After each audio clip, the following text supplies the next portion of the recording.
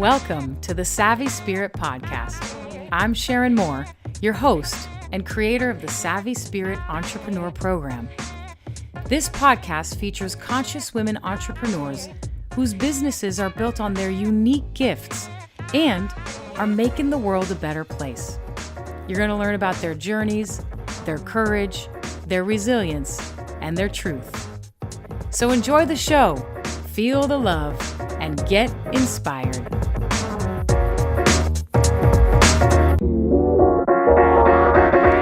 All right, and welcome back, everybody. So today, we are spending time with Cara Jones. Cara is the ultimate embodiment of courage, expression, and healing. She's an Emmy Award-winning journalist. She's the founder of the production company Storytellers for Good, and she's a story coach who helps people unlock their stories. The thing about Cara is that she's not just helping us tell our stories, she's doing it herself. She's been published in publications like the Washington Post and the Huffington Post. She's in the final phases of writing her memoir, and she's about to finish her documentary, The Second Coming, which, by the way, she directed herself. And here's the good news, guys.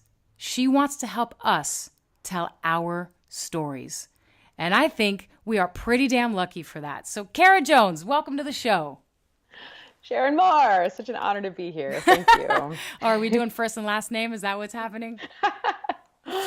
We always have. I know. Are we telling people that we've been friends for some years now? Oh, at least a decade.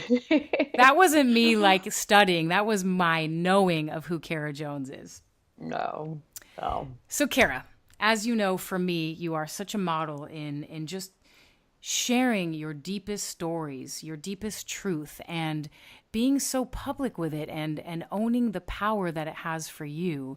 And I'm curious, how did you transition from, hey, I've got a story to share, to, hey, I want to help others share their stories? It's a great question. So I have been a storyteller for almost a few decades now. I started as a broadcast journalist and did that for about 8 years and loved aspects of it, but got really turned off by the mainstream media approach to news and the bias towards all the drama and negativity in our world. And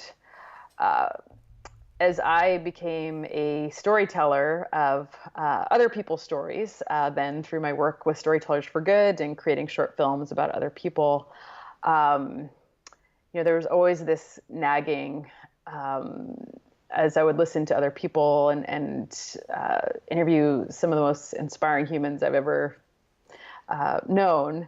There was always this nagging in the back of my head and heart that I had a story that I wasn't telling. And I think a lot of us have that sort of go-to professional story that we tell. And for me, it was my journey of being a news reporter and then accidentally informing a woman that her mother died. But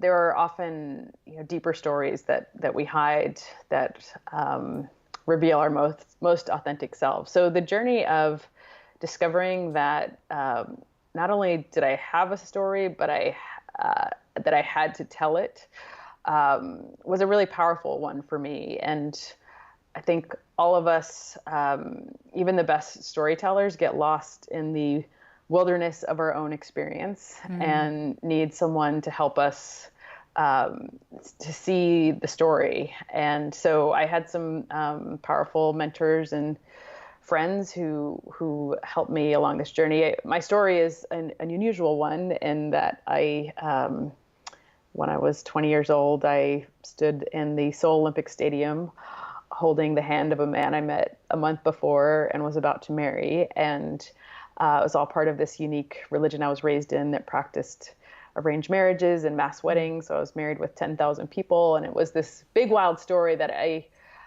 was so big, I didn't even know how to make sense of it. And I didn't just want to go out in the world and say, look at me, I grew up in this crazy religion. I wanted to make meaning out of it. And so the journey of not just being able to share the story, but to make meaning out of it has been one of healing and integration, right? Taking this previously disowned part of my history and making it part of who I am and my message for the world. And the person I became and the voice I discovered in the process of doing all that inspired me to then want to do this for other people and take some of my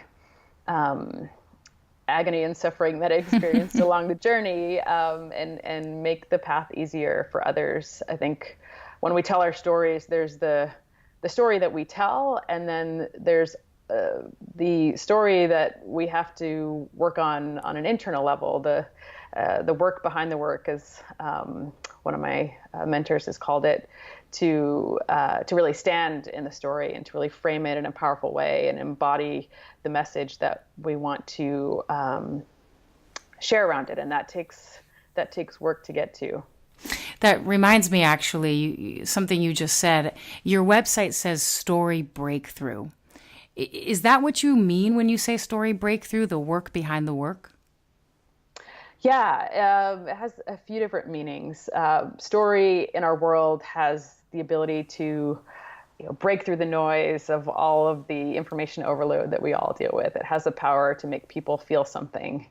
And so that is the power of the stories that we get to tell. And then on a personal level, as we sort of have breakthroughs in our story, we have breakthroughs in our personal lives as well, because in my experience, I had to become a different person to tell the story that I felt called to tell. I had to work on, my own conditioning around being the good girl and the perfectionist and pleasing everyone and, being my parents' perfect daughter. The story is about my family and a faith that my parents are still a part of. And so as we make breakthroughs in our stories, we, as the storytellers, also get to break through to become more evolved versions of ourselves, I believe. And therein lies the healing, I imagine. Absolutely.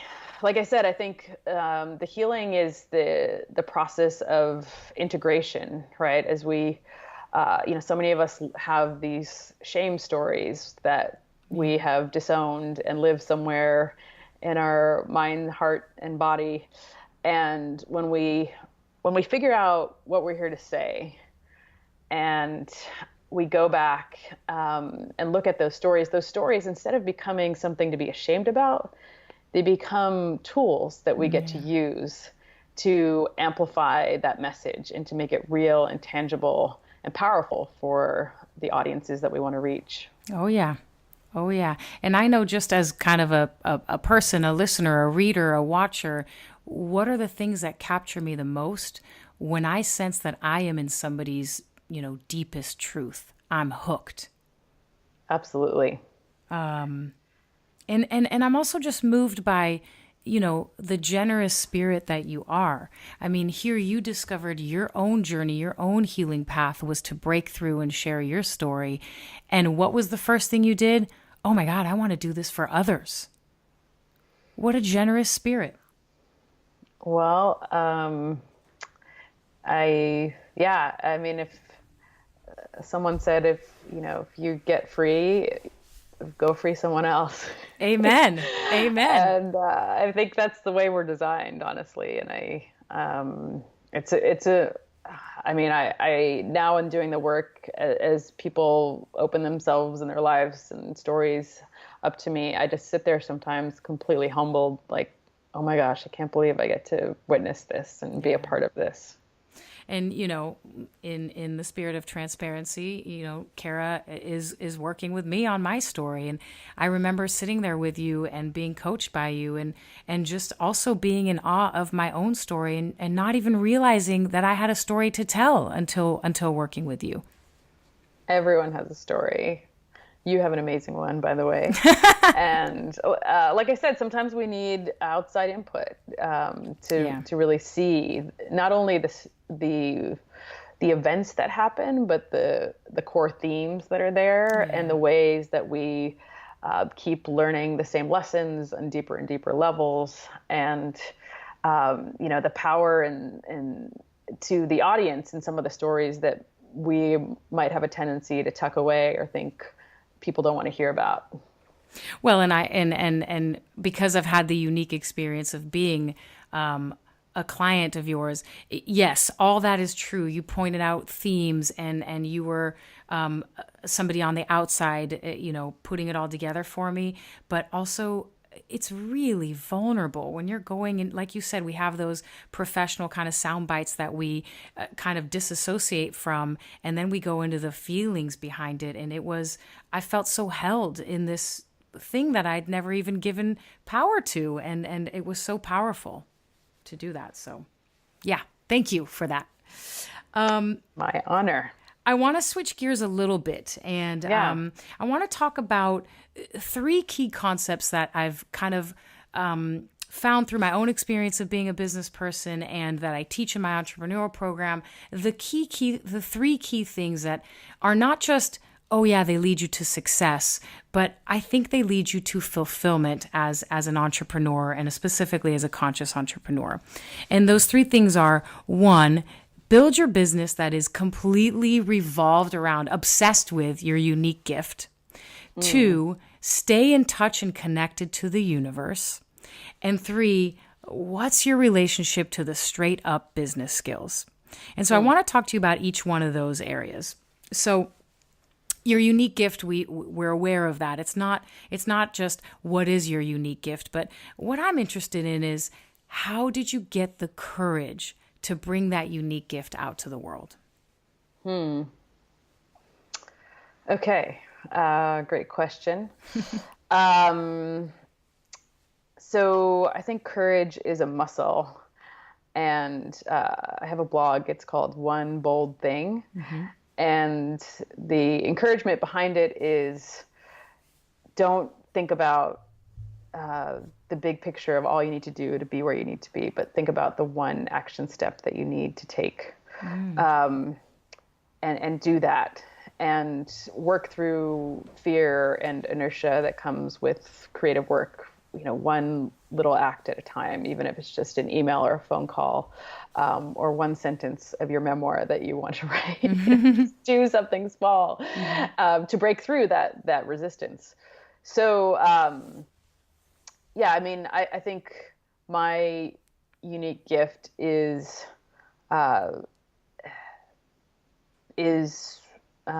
holding space for vulnerability and, a quality of listening in relation to other people that helps their truest selves come forward. But, and then also practicing that vulnerability myself. Someone once called me the Evel Knievel of vulnerability. And that was meant like, how sweet of them. But in part is like, sometimes like sort of throwing yourself into things that might be dangerous or ill-advised too.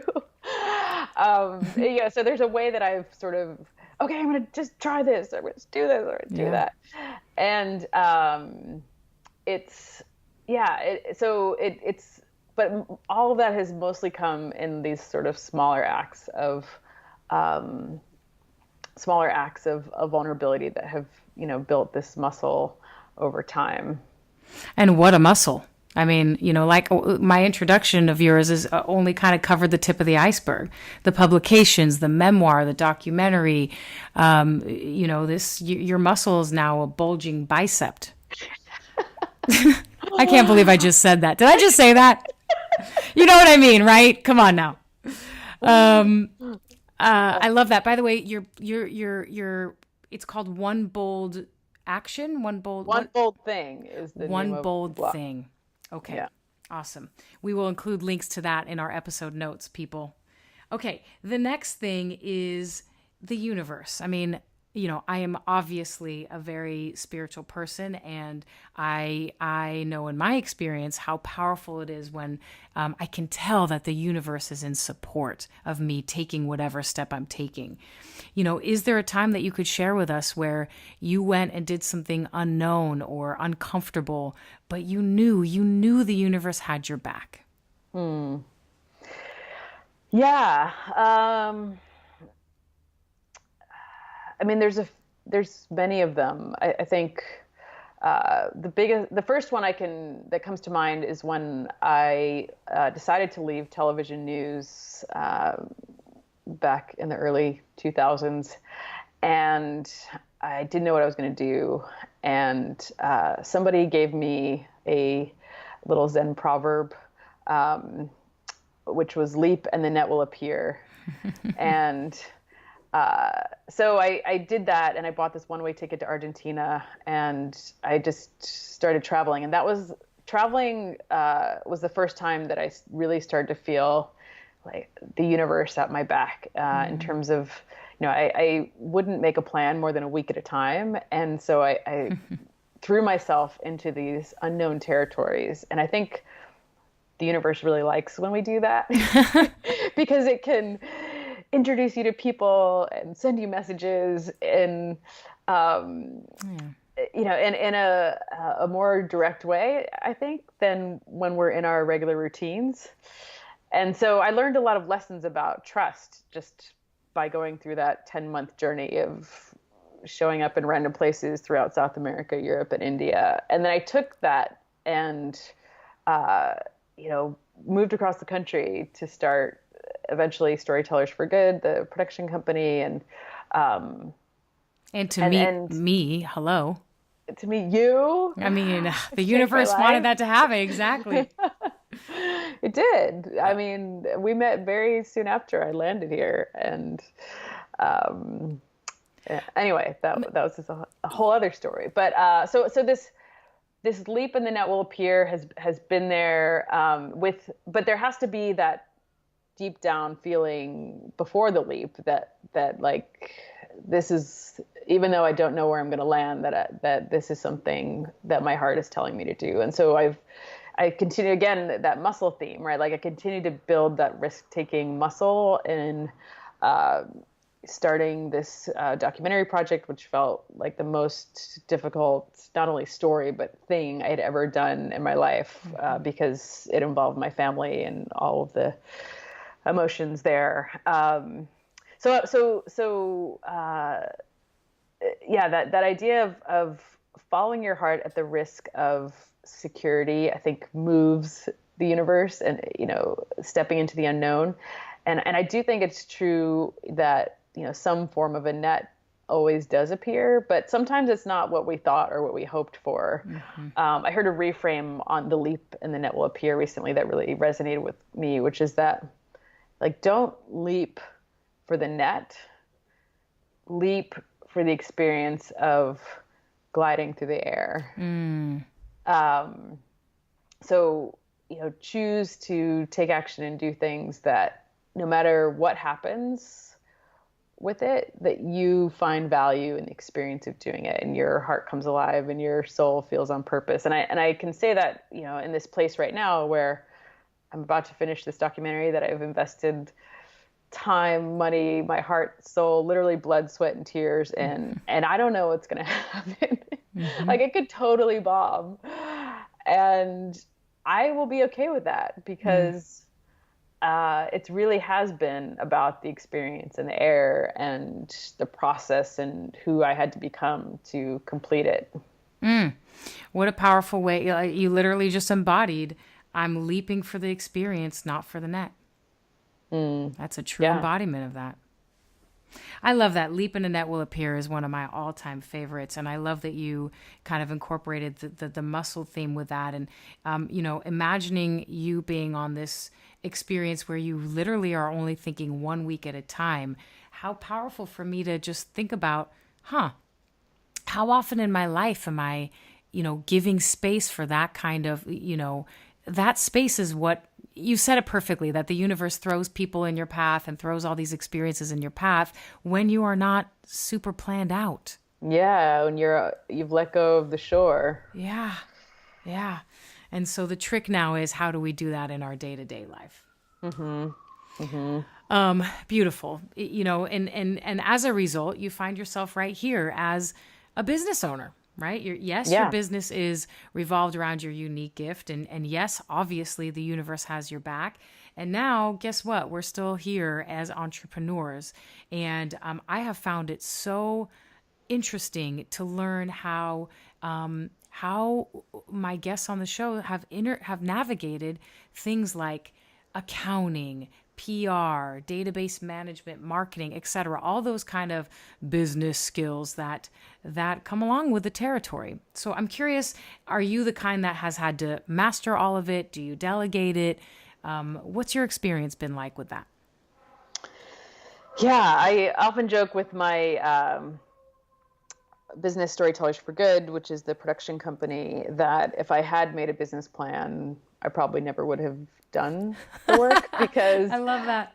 Everyone initially was like, how could you make money working with nonprofits? It doesn't make any sense. And it really was a leap in the net will appear, and that I, created this event that you came to, the first one, and I didn't even know what it was going to be. And I just put myself out there and I announced that it was a thing, and people came, and I did some pro bono work that as part of that event. And that led to my first client that became a regular client for the next 6 years that kept me afloat. So I do not have a business background. I have modeled both my Storytellers for Good work and the Story Breakthrough work as boutique businesses that are very much kind of driven by my personal connection with people. And so I some of the accounting I've done, but I've also outsourced some of that. I've outsourced just certain things that are hard for me to stay accountable to myself for, like getting a newsletter out regularly. So I just hired someone to like input what I'm writing into the document so that and get it out there, because that's just a block for me. And some of the technical stuff I've outsourced over the years. But I think what has been the key to my success, despite not having a business background, is continually putting myself out there. I haven't done a lot of marketing for either of these businesses. And with Storytellers for Good, it was all about getting myself out for these annual events that I would do, bringing all kinds of community together, and then doing somewhat regular storytelling workshops where I could stand and share my expertise and make a personal connection with people. And that would be, I would always get a few clients out of each of those workshops that I did. And so I think the key to the success that I've had in the past and hope to continue in the future with my now personal story coaching work is just continuing to put myself out there and having breakthroughs by just allowing myself to be visible and make the personal connections that have really been the source of all the leads that I've ever had, or word of mouth and people I know. And what's allowed you to do that is you outsource the things that are, either blocks or not using your unique gifts. The fact that you assessed where's my energy, what's taking up my energy, what's the wisest way for me to use my energy. Okay, I'm going to outsource all this other stuff so that I can go out there and make myself visible and make connections and have relationships. That's how we use our gifts. Absolutely. That's been a key learning that it took me a while to really start practicing, but It's made my life so much better now. Mm-hmm. And that's the fulfillment piece is, don't force yourself to do the stuff that is not, you basically set yourself up to be able to continue to use your unique gift. That's what the universe wants if we're talking about the universe. Amen. Amen. Cara, Amen. How do people find you? So my story breakthrough site is my name with a dash in between. So it's cara-jones.com. And you can also find me on Instagram at This is Cara Jones, because of course Cara Jones is already taken, but I love it. This is Cara Jones, everybody. This is Cara Jones. This is Cara Jones. And I am also on Facebook as Cara Jones, my personal Facebook, and I'm just looking up right now what my business Facebook is, because I recently started using it. So, well, let me, while you do that, you can try multitasking and answer this question. Are you taking new clients? Is there a wait list? Like if somebody's listening who, resonates and wants to get their story out there, what's their experience like? Do they just go online and send you an email, or tell us about that? Yeah, so I primarily work with women entrepreneurs who want to lead from a more authentic place and start with their story. And I think that is my ideal client. Not that I wouldn't work with a man, but I have a process that and kind of an intention around elevating women's voices. So if you're a woman entrepreneur and are in a place where you maybe had a business that you have been running for a long time, but something about the messaging and even the work itself feels like it doesn't fit who you are anymore, this story work can be a really powerful way to transition to standing in a more authentic version of yourself, and sharing social media and writing articles and whatnot from that place. So just getting me a sense of the type of person I'm looking to work with. And yes, we would generally have a 30-minute phone call to see if it's a fit. And I am taking on new clients in this new year, and I do have limited space because I'm also a new mom and have a 13-month-old. So I spend most of my mornings with her. And but yeah, I do have space in my practice right now, and I'd love to take on some awesome new women. And I love elevate women's voices. Wow. I mean, if you ask me, that's what the world is in dire need of. Yeah. So sadly, our interview is coming to an end. But before we say goodbye, I always like to just open up the mic and offer an opportunity for you to share words of wisdom or words of encouragement for anybody who might be listening, who is about to start their business, or like you mentioned, might be 10, 15 years in and needs to realign and change their product or change their message or their service. And, so I just kind of offer it up. If you want to share some words of wisdom, we'd love to hear it. Yeah. I think my encouragement for anyone starting this journey would be to recognize the voices that are speaking to them in their head. So there's the voices that we often hear most loudly, which are you should do this, or you shouldn't do that, or this is the right path for you, this is not the right path for you. And these voices are the loudest, but the least evolved, and come from our history and programming and whatnot. The next stage of voice is from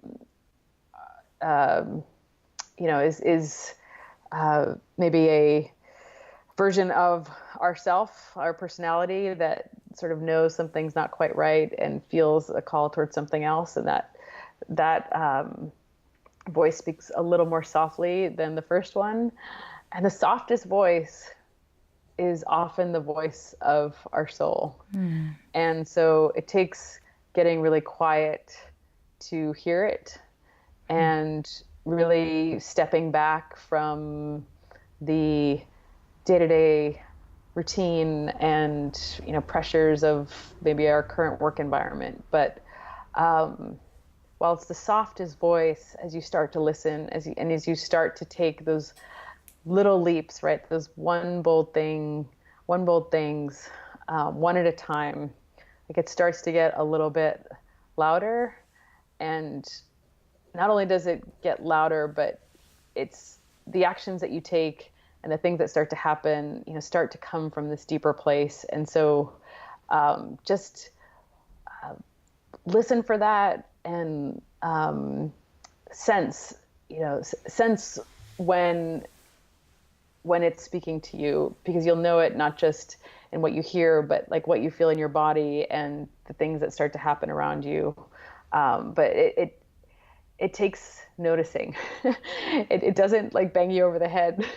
Yeah. So. And I think that's just such answer, but it's just that soft, quiet voice that is the key to your deepest fulfillment and purpose, and why you're here. And I can't help but see how that is a direct parallel to how we experience things in life. Sometimes those loudest messages, even externally, are not necessarily the ones that are most impactful in the most positive way. And we need to create some space to hear that softer, more authentic message, both externally and internally. Absolutely. Such a beautiful way to kind of make the layers in that, Cara. Thank you for that. Cara Jones, thank you so much for being here and for sharing your story, not just with us in these last couple minutes, but with the world. And what you're doing takes such courage and will be your legacy. And the ripple effect of you having the courage to share your most intimate and deep story and journey, we don't even yet know how big that ripple will be. But I feel really touched and moved by your courage to put this out into our universe. Thank you, Sharon Moore. It's an honor to be here in this context with you, truly, and an honor to know you in this life. All right. Well, Cara, thanks for being here and for being an inspiration. And to all my listeners, I just want to say that for me, it is such an honor to be able to shine light on people like Cara, the courage, the consciousness, the intention. And I know that this goes into your ears and into your heart and ultimately into action and ultimately making the world a better place. And I can't think of any other way to use my unique gift. So with that, I am signing off. Good night, and I will see you next week. Thanks everyone for listening. I hope you feel inspired and connected and alive. And hey, if you enjoyed the show today, leave us a review. And if you want more, you can also find us online at thesavvyspirit.com or on Facebook, Twitter, and Instagram. Okay, my friends, it is time to say goodbye.